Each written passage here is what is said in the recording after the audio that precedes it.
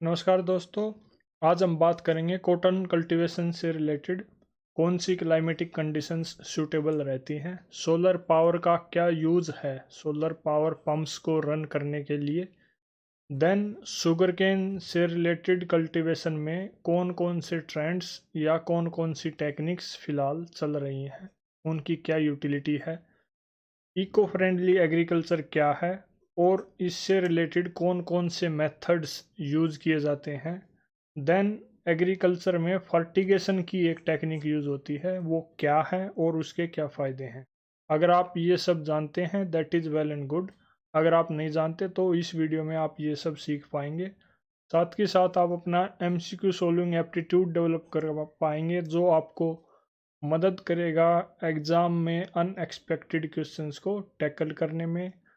In addition to this आप अपनी art of reverse engineering को मजबूत कर पाएंगे, जो आपको हेल्प करेगी क्वेश्चन की ओरिजिन ट्रेस करने में। ओरिजिन से मतलब ये है कि आप ये जान पाएंगे कि कोई क्वेश्चन कहाँ से पूछा गया है और उस टॉपिक या कंसेप्ट को आपको कितना डेप्थ में प्रिपेयर करना है, जिससे आप मौजूदा क्वेश्चंस को जो PYQs में दिए हुए हैं और जो फ्यूचर में क्वेश्चंस उस टॉपिक से फ्रेम कर किए जा सकते हैं उनको सोल्व कर पाएँ। आफ्टर दैट आप सभी कीवर्ड्स की एक्सप्लेनेशन के ज़रिए एक अपना नॉलेज बेस डेवलप कर पाएंगे, जिससे अगर UPSC किसी भी PYQ के ऑप्शंस से या कीवर्ड से फ्यूचर में कोई डायरेक्टली या इनडायरेक्टली क्वेश्चन फ्रेम करती है, जैसा कि हमने अब तक देखा है ऐसा किया जाता है, तो आप उन क्वेश्चंस को सोल्व कर पाएंगे और जो भी कंसेप्ट्स हैं उनको आप क्लियर कर पाएंगे, और अगर आपने वो ऑलरेडी क्लियर कर रखे हैं तो उनको रिवाइज कर पाएंगे। Let's start with questions. Number 1, the crop is a subtropical in nature. A hard frost is injurious to it. It requires at least 210 frost-free days and 50 to 100 centimeter rainfall for its growth. A light, well-drained soil capable of retaining moisture is ideally suited for the cultivation of the crop. Which one of the following is that crop? यानी किस crop के बारे में बात हो रही है जिसके लिए रेनफॉल 50 से 100 सेंटीमीटर एनफ रहता है, 210 दिन फ्रोस्ट फ्री चाहिए और उसकी मिट्टी वेल ड्रेन्ड होनी चाहिए, ये सब ट्रॉपिकल है नेचर में। ये सभी क्लाइमेटिक कंडीशंस या फिजिकल फीचर्स से रिलेटेड सॉइल या फिर जो भी कंडीशंस हैं वो किस क्रॉप के लिए ज़रूरी है। A cotton, B jute, C sugarcane, D T. इस पॉइंट पे आप वीडियो को पॉज कीजिए, क्वेश्चन को फिर से अच्छे से पढ़िए, उसको समझिए और जो भी आपका एग्जिस्टिंग नॉलेज बेस है उसके बेसिस पे उसको सोल्व करने की ट्राई कीजिए।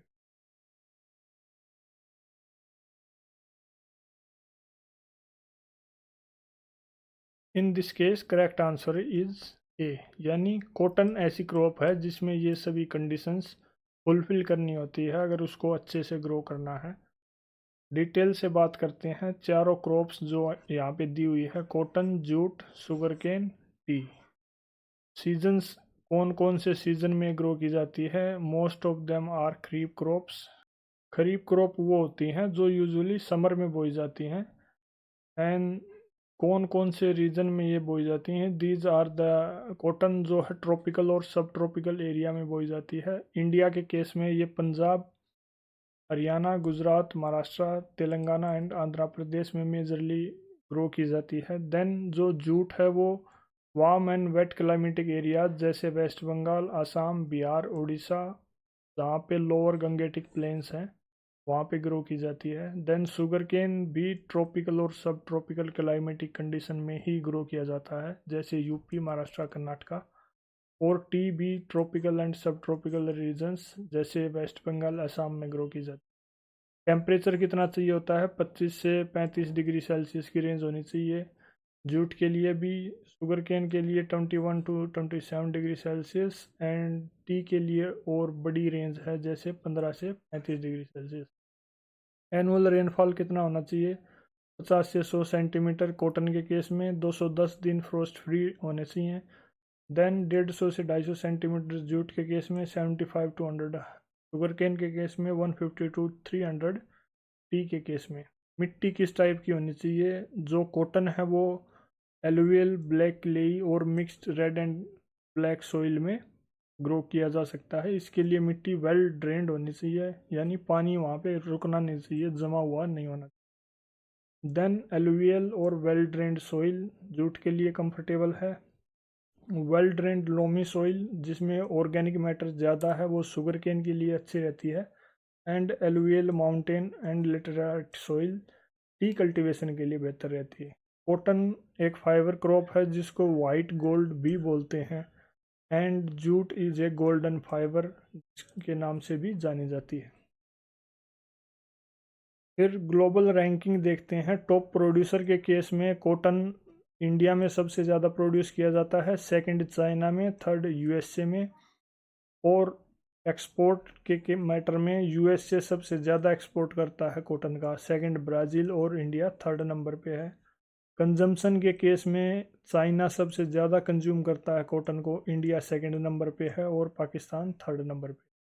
सिमिलरली जूट के केस में सबसे बड़ा प्रोड्यूसर इंडिया है, उसके बाद Bangladesh, then China.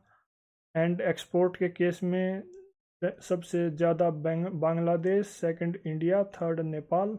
And consumption के केस में first is India, second Bangladesh, third is China. Sugar cane के मैटर में जो टॉप प्रोड्यूसर है वो Brazil, India and China. And export के केस में शुगर केन सबसे ज़्यादा ब्राज़ील एक्सपोर्ट करता है, then Thailand, Australia. India is at the number 4। And consumption के केस में इंडिया नंबर 1 है शुगर केन के मैटर में, second is China, third is Pakistan. In case of tea, China is first, India is second and Kenya is third in the case of production. Export के case में China number 1 है, India number 2 है और Sri Lanka number 3 है। Consumption के case में Turkey is number 1, China is number 2 and India is number 3। सो ये minute से डिफरेंसेस हैं, इनको हमें ध्यान रखना है, याद रखना। Moving to our next question, with reference to solar water pumps, consider the following statements. Number 1, solar power can be used for running surface pumps and not for submersible pumps. Solar power can be used for running centrifugal pumps and not the ones with piston. Which one of these statements given above is or are correct? 1 only, 2 only, both 1 and 2, neither 1 nor 2.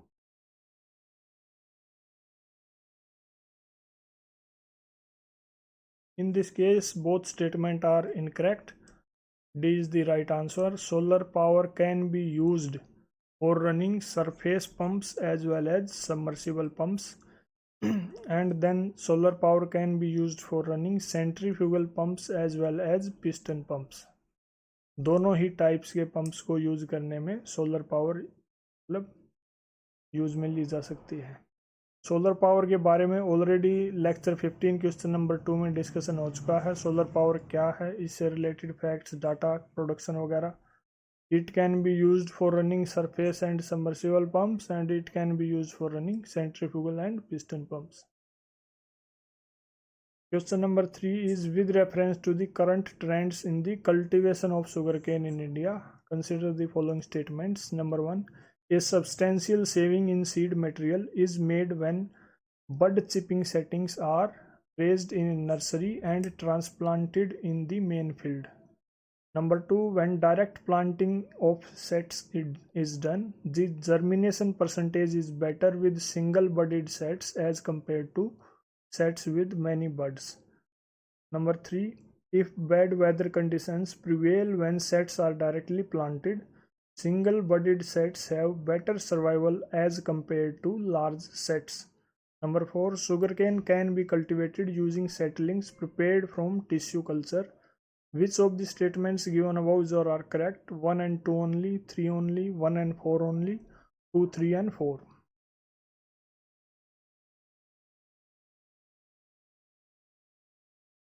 In this case, correct answer is C, यानी first statement is correct because जो bud chipping settings हैं they are raised in a nursery and then transplanted in a field, उससे जो है substantial saving होती है seed material में growth अच्छी होती है। Then fourth statement is correct, जो शुगर केन है वो कल्टीवेट किया जा सकता है using settlings prepared from tissue culture technique. Second statement is incorrect, third is incorrect. Second is incorrect because while when direct planting of sets is done, sets का मतलब है जो सीड केन है या फिर स्टेम कटिंग्स जो होती है शुगर केन, यानी जो शुगर केन है, जैसे ये शुगर केन है, इसका कोई भी एक पार्ट कट करके अलग से उसको निकाल लिया जाता है, दैट इज स्टेम, चिप या फिर bud. When direct planting of sets is done, the germination percentage is better in single budded sets as compared to sets with many buds। ये रिवर्स है, because the germination percentage is better in sets with many buds। buds का मतलब जो ये portion होता है, ये एक बड है, अगर 2 या 3 या 4 बड्स होंगे किसी एक सेट में, तो उसमें जर्मिनेशन की परसेंटेज, यानी उसमें मतलब जो अंकुरित होने की परसेंटेज है, जो सेट्स में अंकुरण प्रतिशत, यानी उसके खिलने की या फिर प्रोडक्टिव होने की जो परसेंटेज है वो ज़्यादा होगी in comparison to single bird set. Single bird set मतलब अगर उसमें सिर्फ एक ही बर्ड हो तो। Then if bad weather conditions prevail when sets are directly planted, single budded sets have better survival rate as compared to large sets। ये भी रिवर्स में करेक्ट है, जो लार्ज सेट्स हैं उनमें ज़्यादा बर्ड्स होंगे तो सर्वाइवल रेट ज़्यादा होगा। Cultivation of sugar cane already lecture 22 question number 1 में बात हो चुकी है। यहाँ पे बात करते हैं टिश्यू कल्चर टेक्नोलॉजी क्या होती है। ये ऐसी टेक्नोलॉजी या फिर शुगर केन को ग्रो करने की एक टेक्निक है जिसमें कोई भी जो शुगर केन है, गन्ना है, उसका एक टिश्यू का एक पार्ट लिया जाता है और उसको लेबोरेटरी में ग्रो किया जाता है एक जेल में। उस जेल में अप्रोप्रिएट न्यूट्रिएंट्स होते हैं जो भी मिट्टी में होने चाहिए शुगर केन की ग्रोथ के लिए, वो उस जेल में पहले से इंस्टॉल किए जाते हैं और शुगर केन के एक टिश्यू का पार्ट टुकड़ा लेके उस जेल में रखा जाता है और उसको ग्रो किया जाता है। जब एक उसकी सफिशेंट ग्रोथ हो जाती है और वो सूटेबल मतलब हो जाता है कि भाई ये बाहर की क्लाइमेटिक कंडीशन को झेल लेगा, तब उसको बाहर खेत में लगाया जाता है। That is called tissue culture technology. इससे जो जेनेटिकली यूनिफॉर्म और डिजीज फ्री सीड केन बनाने में मदद मिलती है और ये एक कॉस्टली टेक्नोलॉजी है, इसलिए ये सस्टेनेबल नहीं है। देन इसका एक अल्टरनेट है, that is bud chip technology. Bud chip technology क्या है, जिसमें एक हेल्दी शुगर केन है, उसका एक स्मॉल पार्ट जिसको बड बोलते हैं वो लिया जाता है और उसको दूसरे प्लांट पे, जिसको होस्ट प्लांट बोलते हैं शुगर केन का ही, उस पे लगा दिया जाता है, अटैच कर दिया जाता है ताकि वो एक नए प्लांट के तौर पे ग्रो कर सके और उस हेल्दी प्लांट के फीचर्स उस जो नए प्लांट में, होस्ट प्लांट में आ सके। इस सारी प्रोसेस को वेजिटेटिव प्रोपगेशन बोलते हैं। It is used to rapidly multiply high yielding and disease resistant sugarcane varieties, ensuring consistent and uniform crops। Then sets के बारे में, लार्ज सेट्स के बारे में ऑलरेडी हमने डिस्कशन कर लिया। In the context of India which of the following is और आर कंसिडर्ड द प्रैक्टिस या practices of eco friendly agriculture. Eco friendly agriculture की कौन कौन सी प्रैक्टिसेस हैं? Crop diversification, legume intensification, tensiometer use, vertical farming। Select the correct answer using the code given below। 1, 2 and 3 only, 3 only, 4 only, 1, 2, 3 and 4।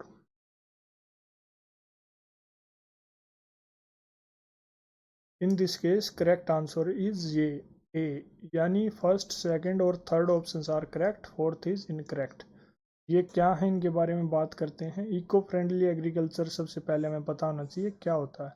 इसको sustainable agriculture भी बोलते हैं, जिसका मतलब ये है कुछ ऐसी फार्मिंग टेक्निक्स या प्रैक्टिसेस अडॉप्ट करना जिससे जो भी एग्रीकल्चर से रिलेटेड नेचुरल रिसोर्सेज हैं, एनवायरनमेंट है, और बायोडाइवर्सिटी है उसको प्रोटेक्ट किया जा सके, प्रमोट किया जा सके, जब आप एग्रीकल्चर का प्रोडक्शन मेंटेन कर रहे हैं या उसको इंक्रीज कर रहे हैं।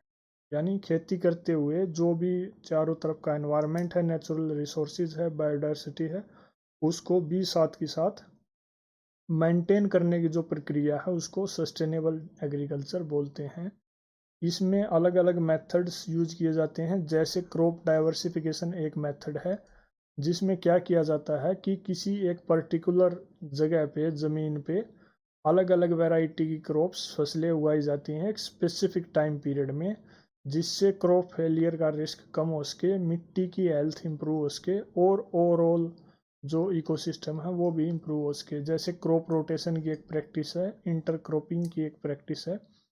Second is legume intensification. Legume intensification से मतलब ये है कि कुछ ऐसी फार्मिंग प्रैक्टिसेस अडॉप्ट करना जिससे जो लेग्यूमिनस क्रॉप्स हैं उनकी प्रोडक्टिविटी और उनका कल्टीवेशन बढ़ाया जा सके। जैसे चिकपीज हैं, सोयाबीन है, लेंटिल्स हैं, ये सभी लेग्यूमिनस क्रॉप्स हैं। इनका प्रोडक्शन और कल्टीवेशन बढ़ाना लेग्यूम इंटेंसिफिकेशन बोला जाता है। क्यों ऐसा किया जाता है? क्योंकि इन क्रॉप्स में नाइट्रोजन फिक्सिंग कैपेसिटी होती है। नाइट्रोजन फिक्सिंग कैपेसिटी से ये जो मिट्टी की हेल्थ है उसको इम्प्रूव करते हैं और जो क्रॉप की प्रोडक्टिविटी है उसको भी बढ़ाते हैं। Then there are tensiometers. Tensiometers का क्या काम होता है? ये कुछ टेक्निकल इंस्ट्रूमेंट्स हैं जो मिट्टी में, खेत में इंस्टॉल किए जाते हैं, जिससे वो मिट्टी के मॉइस्चर को बता देते हैं कि भाई फ़िलहाल मिट्टी में कितना मॉइस्चर है या उसमें पानी का स्टेटस कितना है, जिससे ये डिसाइड किया जा सके कि भाई अब खेत में पानी देना है या नहीं देना, देना है तो कितना देना है, नहीं देना तो कब देना है। देन इस सारे प्रोसेस से जो ओवरऑल वाटर यूज एफिशिएंसी है वो बढ़ती है और क्रॉप की प्रोडक्टिविटी भी बढ़ती है। देन कुछ अदर प्रैक्टिसेस हैं, जैसे जीरो बजट नेचुरल फार्मिंग है, कंजर्वेशन एग्रीकल्चर है, ये सभी भी इको फ्रेंडली एग्रीकल्चर की प्रैक्टिसेस में आती है। Then there is vertical farming, एक और टर्म यूज हो रखी है ऑप्शंस में। कुछ रिसर्च स्टडीज़ इसको सस्टेनेबल मानती हैं, कुछ इसको अभी डेवलपिंग फेज में मानती हैं। इसमें क्या किया जाता है कि जो वर्टिकल, जैसे भाई स्टैक्स, जैसे अपने बुक्स वगैरह के रैक्स वगैरह होते हैं, अलग अलग स्लैब्स वगैरह बना के और एक कंट्रोल्ड एनवायरनमेंट में, वेयर हाउस वगैरह में, घर में या फिर छत पे ही इसकी खेती की जाती है। जैसे हाइड्रोपोनिक्स की, एरोपोनिक्स की जो खेती है, इसमें यूजुअली सॉइल लेस जो ये खेती होती है, और ये अभी काफ़ी रिसर्च स्टडीज़ इसको डेवलपिंग स्टेज में मानती हैं। हालांकि इसके कुछ सस्टेनेबल बेनिफिट्स हैं, लेकिन यूपीएससी ने इसको इको फ्रेंडली प्रैक्टिसेस के अंडर में कंसिडर नहीं किया। Then there is what are the advantages of fertigation in agriculture. Agriculture में जो फर्टिगेशन की टेक्निक है उसके क्या फ़ायदे हैं? Number 1, controlling the alkalinity of irrigation water is possible, efficient application of rock phosphate and all other phosphatic fertilisers is possible, increased availability of nutrients to plants is possible. Number 4, reduction in the leaching of chemical nutrients is possible. Select the correct answer using the code given below. 1, 2 and 3 only, 1, 2 and 4 only, 1, 3 and 4 only, 2, 3 and 4 only.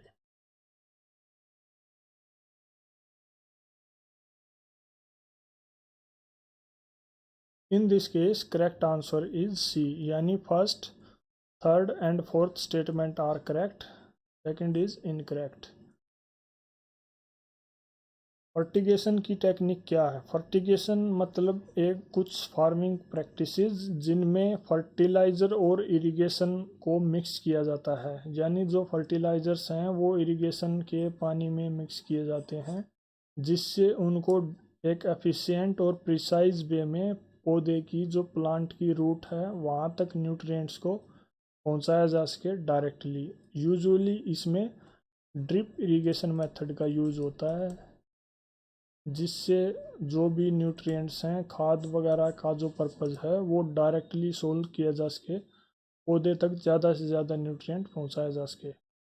इसके क्या फ़ायदे हैं? इसके फ़ायदे ये हैं कि इससे जो प्लांट के लिए न्यूट्रिएंट्स की अवेलेबिलिटी है वो बढ़ती है, और जो केमिकल फर्टिलाइज़र्स हैं या फिर न्यूट्रिएंट्स हैं उनकी वेस्टेज घटती है, उनका ज़्यादा से ज़्यादा प्लांट को फ़ायदा पहुंचता है, और ओवरऑल जो क्रॉप की यील्ड है, क्वालिटी है, वो इम्प्रूव होती है। वाटर कंजर्वेशन या फिर वाटर यूज़ एफिशिएंसी भी बेटर होती है इस प्रैक्टिस से, क्योंकि ड्रिप इरिगेशन जैसी टेक्निक्स वाटर कंजर्वेशन को भी प्रमोट करती हैं। Then it also helps control alkalinity of irrigation water. Alkalinity से मतलब ये है कि भाई उस वाटर की कैपेसिटी, पीएच में जो भी चेंजेस होते हैं, जो भी एसिड या बेस ऐड किया जाता है, यानी किसी भी तरह का फर्टिलाइज़र आप ऐड करोगे, उससे जो उसके पीएच में चेंजेस आएंगे वो उसको रेजिस्ट कर पाए, एक स्टेबिलिटी मेंटेन कर पाए, दैट इज़ मतलब alkalinity of water. Then in irrigation water के केस में जो फर्टिगेशन की टेक्निक है वो उस वाटर के एल्कनिटी को की कैपेसिटी को कंट्रोल करने में मदद करती है। Then second option is incorrect, because जो रॉक फॉस्फेट है और उससे रिलेटेड जो भी फर्टिलाइज़र्स हैं वो पानी में नहीं घुल सकते। अगर वो पानी में नहीं घुल सकते, इनसोल्यूबल हैं, तो उनका इस टेक्निक में यूज़ ही नहीं है, क्योंकि ये टेक्निक इसी चीज़ पे बेस्ड है कि भाई जो फर्टिलाइजर्स हैं वो पानी में घुल जाएं, देन उनको अप्लाई किया जाए, यूज़ किया जाए प्लांट्स की रूट्स पे directly. That is all in this video. Thank you.